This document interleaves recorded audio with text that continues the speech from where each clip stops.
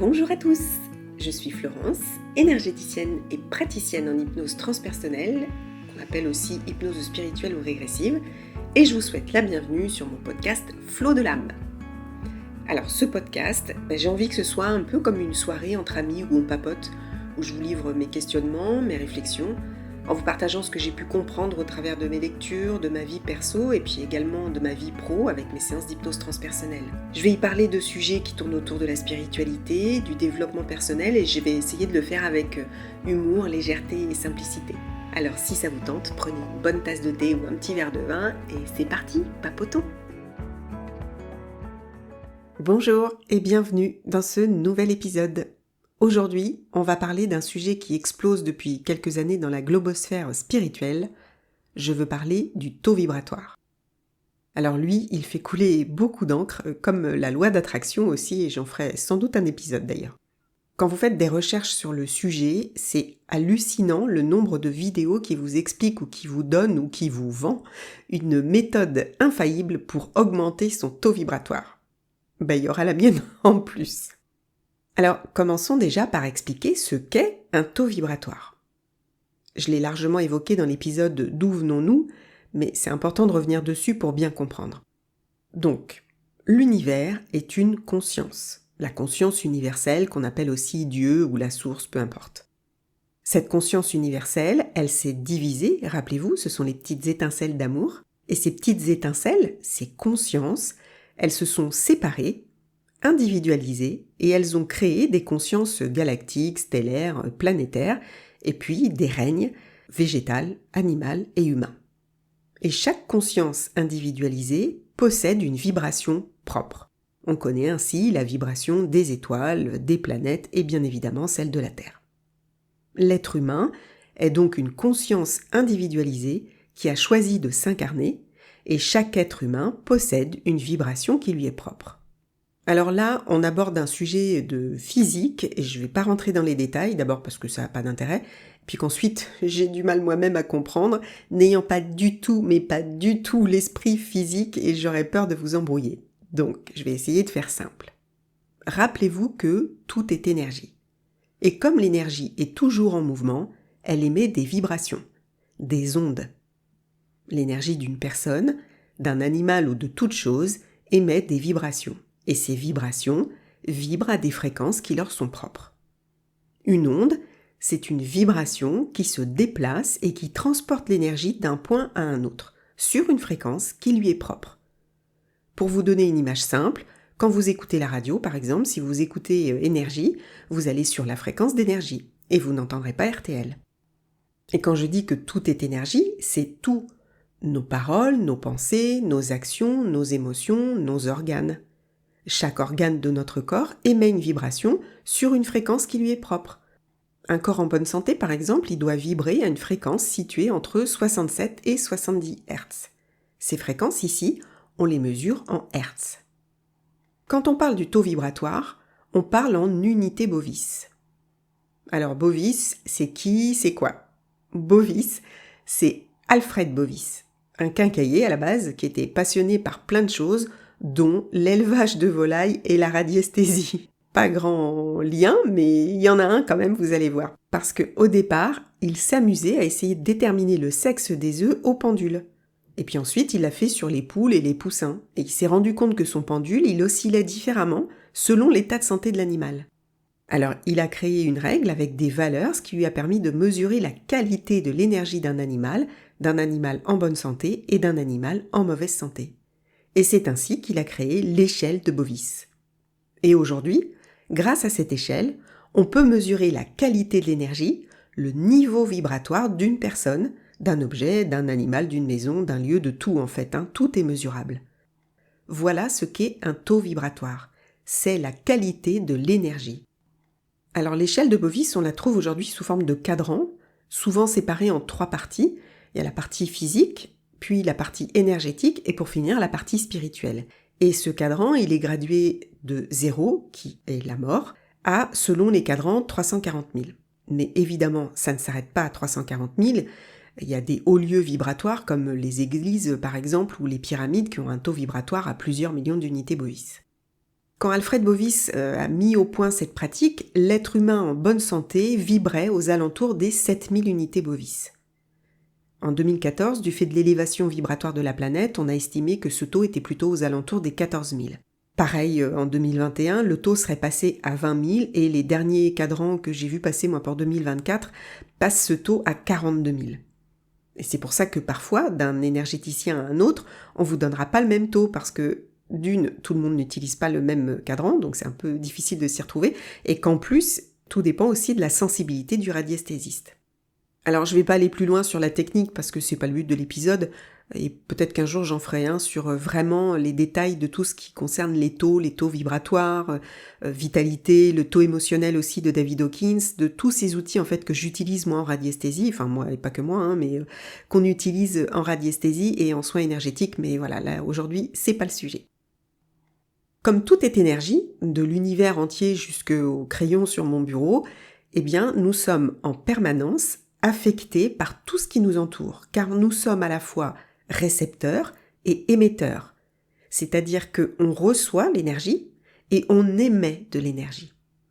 Notre habitation, les gens, les animaux, les végétaux, nos émotions, et même les pensées, les nôtres et celles des autres, puisqu'une pensée c'est aussi de l'énergie, tout nous impacte. Exemple tout simple, quand vous entrez dans une maison qui émet une vibration qui ne vous convient pas, vous le sentez. Inconsciemment, la plupart du temps, mais vous allez vous dire que vous vous sentez pas bien dans cette maison. Et c'est pareil pour les gens. Vous êtes sûrement déjà senti mal à l'aise en présence d'une personne, et d'ailleurs on dit souvent qu'on n'est pas sur la même longueur d'onde. Ben c'est exactement ça en fait. La fréquence, la vibration de la maison ou de la personne ne nous convient pas. On n'est pas sur la même fréquence. En ce qui concerne l'être humain, le taux vibratoire dépend de plein de paramètres et du coup est variable. Il peut baisser ou augmenter. Je vous ai dit tout à l'heure que le cadran de Bovis est divisé en 3 parties. Prenons une valeur neutre qui est généralement utilisée par tous les énergéticiens, donc la valeur neutre d'un être humain en bonne santé, on dit qu'elle est à 12 500 unités Bovis. Bien, sur mon cadran, le plan physique ira de 0 jusqu'à 18 000, ce qui correspondra, le 18 000, à un humain en super forme. De 18 000 à 36 000, on va passer au plan énergétique, et là ça correspond à un humain, des thérapeutes par exemple, notamment en énergétique, ou des radiesthésistes et des personnes qui ont un chemin spirituel avancé. Et puis on retrouve aussi des animaux dans cette tranche, comme les chiens, les chats et les chevaux. Et puis enfin, on a la 3e partie qui correspond au plan, qui est le plan spirituel, et qui commence à 36 000 jusqu'à l'infini. Et là, on trouve des personnes qui ont un chemin spirituel très avancé, comme des chamans par exemple, ou des gens qui font des voyages astraux, sortis hors du corps, et puis les grands maîtres spirituels. Mais là, je m'interroge. Parce que pour moi, ces 2 parties, elles n'ont pas été inventées par Bovis. Je pense qu'elles ont été ajoutées après. Je pense pas que Bovis, à l'époque, ait pris en compte la dimension spirituelle. Bon, peu importe. En tout cas, je m'interroge parce que beaucoup disent que pour être magnétiseur, par exemple, ou énergéticien, il faut absolument avoir un taux vibratoire élevé et qui dépasse les 40 000 unités Bovis. Ce qui veut dire que la personne a aussi un chemin spirituel avancé. Sauf que moi, j'en connais des magnétiseurs qui sont pas du tout connectés spirituellement parlant, c'est-à-dire que pour eux, ils ont un don qui n'a rien à voir avec un dieu quelconque, et beaucoup font le lien avec l'énergie quand même, mais d'autres se posent même pas la question. Ma mère, par exemple, elle coupe le feu et elle guérit les entorses depuis toujours, mais elle n'a jamais fait le lien avec l'énergie ni avec autre chose. Avec Dieu peut-être parce qu'elle est catholique, mais c'est tout. Et aujourd'hui, elle a une maladie qui fait que son taux, il est loin d'être le taux des énergéticiens, et pour autant, elle peut toujours couper le feu. Donc tout est relatif. D'ailleurs, un guide spirituel comme un chaman par exemple, il est donc censé avoir un fort taux vibratoire, mais quand il est proche de la mort, son taux vibratoire il baisse forcément puisque c'est la qualité de son énergie qui est mesurée. Et quand on est proche de la mort, la qualité de l'énergie elle est basse. Donc son taux est bas parce que sa santé est précaire, mais son esprit lui, sauf s'il a perdu la boule, mais son esprit s'il est toujours vif, il vibre toujours très haut. En fait, pour être tout à fait juste, je pense qu'il faudrait calculer le taux vibratoire de chacun de nos corps. Alors, je vous explique, je fais un petit aparté rapide parce que, encore une fois, c'est pas le but de l'épisode, mais on a un corps physique, c'est notre véhicule terrestre. Et autour de ce corps, il y a ce qu'on appelle les corps subtils, les corps énergétiques qui l'enveloppent, comme un oignon en fait, et on a plusieurs couches. Et ces corps subtils, ces corps énergétiques, on ne les voit pas. Et chacun d'eux est relié à un chakra. Et chacun de ces corps vibre à une fréquence différente, donc chacun a un taux vibratoire différent. En fait, il faudrait prendre le taux vibratoire pour chacun de ces corps pour être juste. Il faudrait mesurer par exemple le taux du corps mental. Le corps mental, c'est le siège de nos pensées, de nos connaissances rationnelles et spirituelles. Et là, on aurait le taux vibratoire du plan spirituel. Et ensuite, il faudrait mesurer le taux vibratoire physique, donc du corps physique. Et là, ce serait juste. Mais bon, j'arrête là, je suis trop bavarde et c'est pas l'objet de cet épisode, ça en fera sûrement l'objet d'un autre. Mais tout ça pour dire que plus le taux vibratoire est élevé, plus la qualité de notre énergie est élevée et plus on est sur un chemin spirituel avancé. Et là où c'est drôle, c'est que dans une partie de cette fameuse globosphère spirituelle, c'est un peu la course à qui aura le taux le plus élevé. Alors, je vous fais un petit scénario. Imaginez, vous êtes invité à une soirée et au lieu de montrer le carton d'invitation, il faut montrer son taux vibratoire. C'est quoi ton taux, toi ? 30 000 ? Non mais tu rentres pas mon gars là. Ah bah non, ici en dessous de 40 000 on rentre pas, hein. Nous on est des élus. Hein. Ah non, y a pas moyen, tu vas me polluer, non, tu rentres pas. Moi combien j'ai ? Oh bah tu sais, c'est qu'un chiffre, hein. Je suis à 51 000. Mais bon, tu sais, j'ai beaucoup travaillé pour en arriver là, hein. Ça vient pas comme ça. T'es encore dans la 3e dimension, petit scarabée. Ton tour viendra, t'inquiète. Je fais une formation si tu veux. Augmente ton taux vibratoire et deviens toi aussi un élu. C'est pas cher, je te jure. Donne-moi ton mail, je t'envoie le programme. Bon, j'exagère parce que j'aime bien rigoler, mais sincèrement, j'en suis pas si loin quand même. Et cela dit, moi aussi, au début, j'étais super fière de mon taux. Bah oui, moi j'ai rarement eu des notes au-dessus de la moyenne à l'école, alors pour une fois que j'avais une bonne note, mon ego était flatté.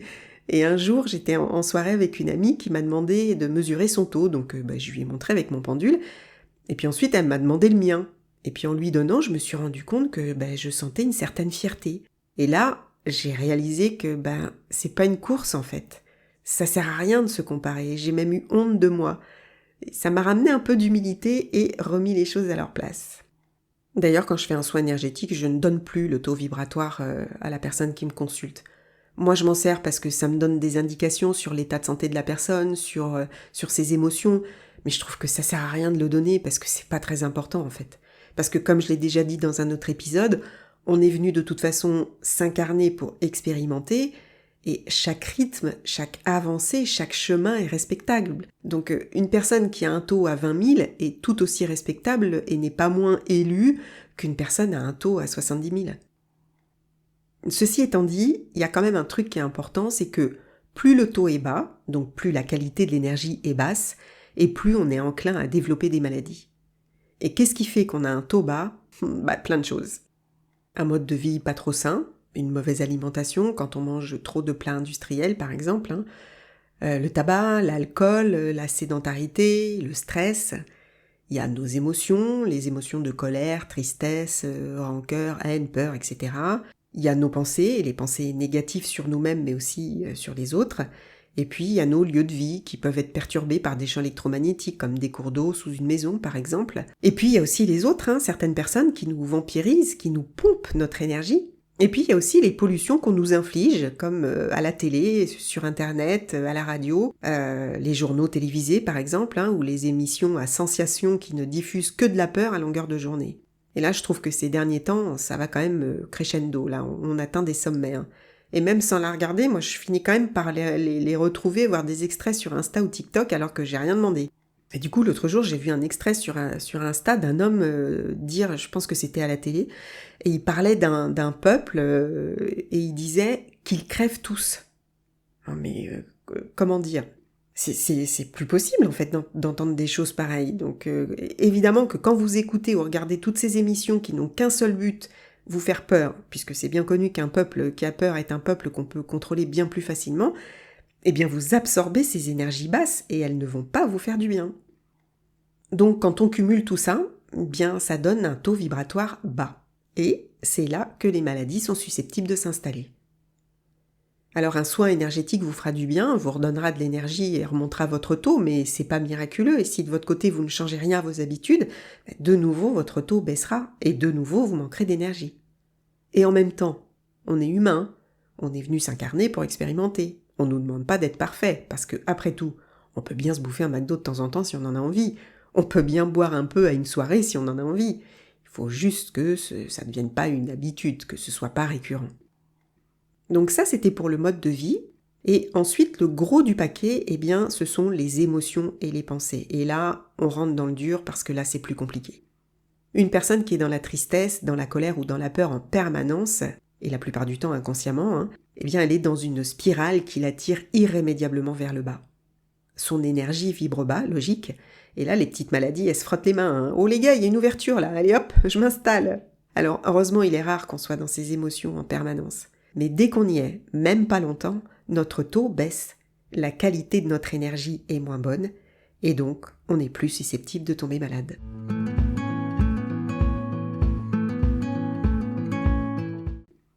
On entend souvent que l'une des clés pour vibrer haut, c'est la pensée positive. Par exemple, si un matin je me lève et qu'il pleut, et que ça me démoralise, là sincèrement c'est très facile de se dire « Bon, il y a plus grave dans la vie, il pleut, de toute façon c'est comme ça, allez hop, j'ai pas envie d'être de mauvaise humeur, je me mets une petite chanson qui me fait du bien et c'est parti. » Et voilà, j'ai changé une pensée morose en une pensée positive. Et ça, c'est à la portée de tout le monde, c'est simple. Mais la pensée positive pour des blessures profondes, et là je vous invite à écouter l'épisode 16 sur les 5 blessures de l'âme, mais tant qu'on n'a pas fait un travail personnel, la pensée positive, elle va marcher, mais 5 minutes. Là aussi, un soin énergétique peut aider, mais si c'est trop profond et qu'un travail perso n'est pas fait, ça ne durera pas. En fait, si vous réfléchissez bien, vous voyez que c'est du bon sens tout ça.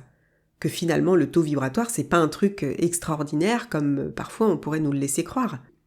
Aujourd'hui, certains coachs en spiritualité vous vendent un peu de tout et du n'importe quoi. Ça ressemble un peu aux marchands du temple, franchement. On vous vend du rêve, on vous vend du vent, jeu de mots, ou pire, on vous culpabilise en vous disant presque que si vous déprimez, en gros, c'est votre faute et qu'il suffit de vouloir aller bien pour aller bien. Style, quand on veut, on peut. C'est hyper culpabilisant, je trouve, parce que oui, c'est vrai que quand on veut, on peut. Mais parfois on le veut, mais on peut pas, parce que c'est trop difficile, parce qu'on a besoin d'aide. Parce que seul, on n'y arrive pas. Et que parfois même, on n'est pas en capacité de demander de l'aide. Bref, c'est pas si simple. Et j'ai entendu quelques coachs spirituels sur ce sujet et qui disaient qu'elles avaient fait un burn-out. Donc à partir du moment où elles ont fait un burn-out, elles savent. Donc elle dit, moi je sais, donc moi je vous dis que c'est possible de s'en sortir en appliquant ma méthode. Et en fait, quand vous les écoutez expliquer ce qu'elles ont eu, vous vous rendez compte que, non, c'était pas un burn-out. C'était pas une dépression. Une déprime, oui, un coup de mou, ok, un mal-être, un passage à vide, et je ne minimise absolument pas ce qu'elles ont eu, parce que ce sont effectivement des passages difficiles. Mais déprimer et faire une dépression, ou un burn-out, c'est pas la même chose. Et si vous n'avez jamais vécu de dépression, vous ne pouvez pas en parler parce que vous ne savez pas ce que c'est. Quand on fait une dépression, notre corps ne réagit même plus. On ne peut plus se lever.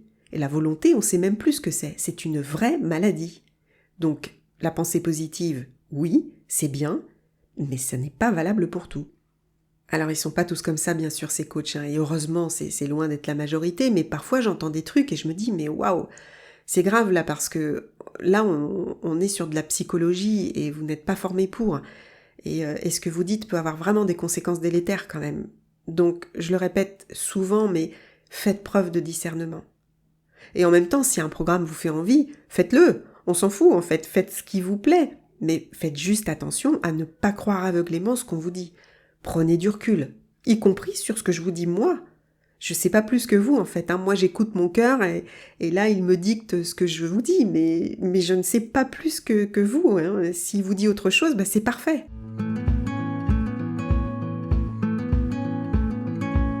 En tout cas, j'écoute mon cœur et mon cœur me dit de vous dire que plus vous cheminerez spirituellement, plus vos habitudes changeront d'elles-mêmes. Moi, par exemple, un truc qui a été vraiment flagrant, c'est que à partir du moment où j'ai commencé à faire des soins énergétiques sérieusement, je n'ai plus jamais pu boire une goutte d'alcool. Bon, alors, j'étais pas une arsouille, rassurez-vous, mais j'aimais bien en soirée boire du vin, voire plus en soirée paillote l'été. Et du jour au lendemain, je n'ai plus pu boire une goutte. Mon corps le rejette de suite. 2 gorgées et je suis malade, mon cœur s'emballe, je suis vraiment mal. Alors au début ça m'a un peu chagrinée et puis finalement je m'en passe très bien. Je vapotais aussi. Mais pareil, j'ai arrêté sans m'en rendre compte. Je mange pratiquement plus de viande et tout ça ne me manque pas du tout. Je regarde plus la télé, j'écoute que des radios musicales, j'évite au maximum les infos. Alors ça veut pas dire que je m'y intéresse pas, hein. Évidemment que ce qui se passe dans le monde me touche, surtout en ce moment, mais je ne veux pas me laisser manipuler et surtout je ne veux pas me laisser envahir par ces énergies parce que elles impactent, inévitablement elles impactent. Tout est lié en fait. Quand on commence à réfléchir, quand on commence à se souvenir de qui on est vraiment, quand on commence à aller observer un petit peu ce qui se passe à l'intérieur de nous, eh bien tout change. Notre mode de vie, mais aussi nos amis, notre famille. On s'éloigne de certains qui sont plus en accord avec ce que nous sommes et puis on se rapproche d'autres. On devient plus serein. On se laisse moins déborder par nos émotions. On attache beaucoup moins d'importance au matériel. Tout est lié en fait. Mais il faut être prêt à faire ce travail. Et si vous ne l'êtes pas, c'est pas grave. Encore une fois, chacun son rythme, chaque chose en son temps. Ne vous laissez pas culpabiliser par tout ce qu'on peut entendre et voir. On ne peut pas être au top tout le temps, c'est impossible. Il y a des hauts et des bas et tout est juste. Donc mon taux, des fois, il est haut et des fois, il est un peu plus bas et c'est pas grave. D'autant que si vous résistez aux périodes où vous n'êtes pas dans un bon mood, sous prétexte qu'il faut toujours être positif ou qu'il ne faut pas baisser son taux vibratoire, c'est contre-productif parce que vous allez vous forcer. Moi, du coup, ça n'a aucun intérêt. Et là, vous allez me dire, oui, mais c'est un peu chiant parce que tu nous dis tout le temps qu'il faudrait travailler nos blessures, qu'il faudrait suivre les accords Toltec et blablabla, mais bon, moi, mes blessures, j'ai pas envie de m'en occuper pour l'instant. Dans mon quotidien, ça va très bien, j'ai pas envie de me prendre la tête et puis ça m'impacte pas tant que ça. Vous avez raison. S'occuper de ses blessures, c'est quand on se sent prêt et c'est pas tout le temps. Parfois on a besoin d'aide, on va voir un psy, un thérapeute ou autre, et puis on arrête parce que ça va mieux, et puis on y revient quelques temps plus tard, voire quelques années, et parfois pas du tout.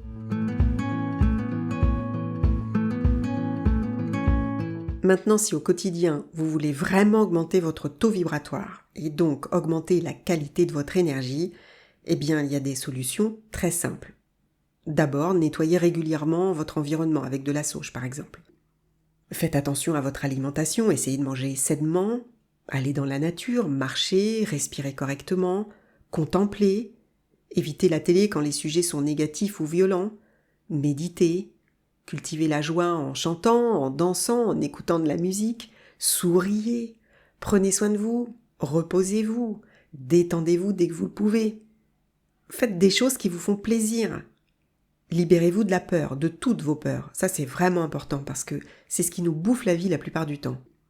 D'une manière générale, surveillez vos pensées, les pensées négatives, les ruminations, tout ça aussi, ça nous bouffe notre énergie. Essayez de ne pas vivre ni dans le passé ni dans le futur, mais soyez plutôt dans l'instant présent. Soyez généreux envers vous et envers les autres. Entourez-vous de personnes positives et éloignez-vous des personnes négatives. Remerciez la vie. Soyez dans la gratitude pour ce que vous avez. Émerveillez-vous des choses les plus simples. Redevenez cet enfant qui découvre la vie avec joie, l'enfant qui s'émerveille devant une fourmi ou un lézard. Mais il manque un élément important, l'élément primordial. L'énergie la plus puissante qui soit, dont la fréquence est la plus haute qui soit, c'est la fréquence de l'amour. Et si vous voulez augmenter votre taux vibratoire, la première chose à faire, c'est de vous connecter à cette fréquence. C'est-à-dire que votre vie ne soit guidée que par l'amour. L'amour pour soi, l'amour pour les autres, l'amour de la vie, l'amour de votre vie. Aimez. Aimez tout, en tout lieu, en tout temps. Aimez. Si je devais résumer, je dirais que ce taux vibratoire très à la mode est, à mon humble avis, un peu superflu. Et que pour vivre bien, il faut essayer de vivre le plus possible harmonieusement. Il faut jouer la partition de sa vie de façon harmonieuse. En harmonie avec soi, ce qui est le plus important, donc être aligné avec soi, avec ses choix, ses valeurs, mais aussi en harmonie avec les autres, en harmonie avec son environnement, avec la nature. Alors bien sûr qu'on ne peut pas l'être en permanence, il y a souvent des fausses notes, parce qu'encore une fois, la vie n'est pas facile, que le quotidien nous emmène dans son tourbillon de problèmes en tout genre et que non, on n'est pas dans le monde des bisounours. Mais si on fait de notre mieux, ce sera déjà pas mal. Je vous invite, si vous voulez aller plus loin, à écouter la chaîne YouTube de Charlotte Hoffman que j'adore. Je la trouve honnête à tout point de vue. Elle remet très souvent les pendules à l'heure et l'église au milieu du village. Ouais, j'aime bien les petites citations. Et je trouve que dans ce dédale spirituel et ésotérique où on trouve un peu de tout et n'importe quoi, il est très facile de se perdre. Eh bien, c'est bien d'écouter des personnes comme elle. Et c'est la fin de cet épisode qui, j'espère, vous aura plu. Et si vous trouvez que ce que je dis peut être utile à d'autres, eh bien, n'hésitez pas à le partager. Je vous dis à très bientôt pour un prochain épisode et en attendant, comme d'habitude, prenez bien soin de vous.